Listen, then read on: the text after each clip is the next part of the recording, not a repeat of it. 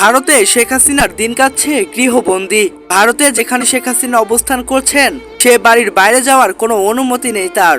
ভারতীয় গণমাধ্যম north east নিউজের প্রতিবেদনে এমনটাই দাবি করেছেন আন্তর্জাতিক পুরস্কারপ্রাপ্ত অনুসন্ধানী সাংবাদিক সেলিম সামাদ।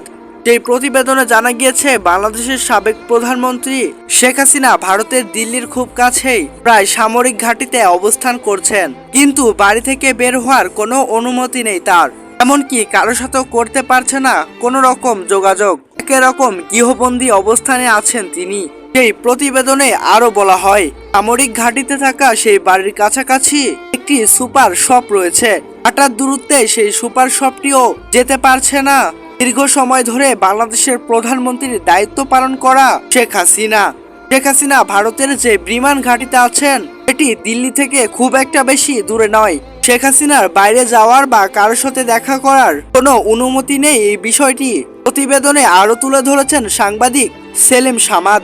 তিনি লেখেন, শেখ হাসিনার মেয়ে সাইমা ওয়াজেদ পুতুল বিশ্ব স্বাস্থ্য সংস্থার আন্তঃপরিচালক হিসাবে দিল্লিতে অবস্থান করছেন, কিন্তু এখন পর্যন্ত তার মায়ের সাথে দেখা করার কোনোই বা সুযোগ পায়নি।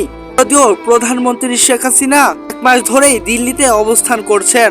অন্য একটি বরাত দিয়ে সেলিম সামাদ বলেছেন, তিনি নিশ্চিত নন যে শেখ হাসিনা গৃহবন্দী না, তবে তিনি এটা বলেছেন যে একটি বিশ্বস্ত সূত্রে জানা গেছে প্রধান উপদেষ্টা ডক্টর মোহাম্মদ ইউনূস শপথ গ্রহণের পর মোদির সঙ্গে ফোনে আলোচনা করেন।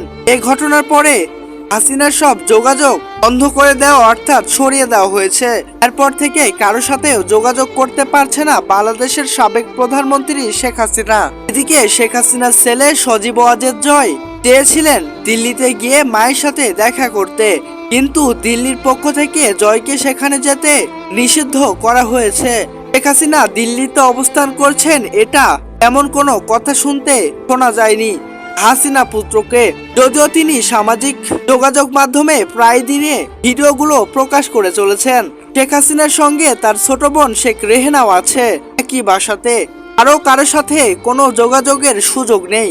তবে শেখ হাসিনার দেশ ছেড়ার পর বরগুনার এক আওয়ামী লীগ নেতার সঙ্গে ফোনে কথা বলতে দেখা গিয়েছিল। পরে তাকে গ্রেফতার করে রিমান্ডে নেওয়া হয়েছিল।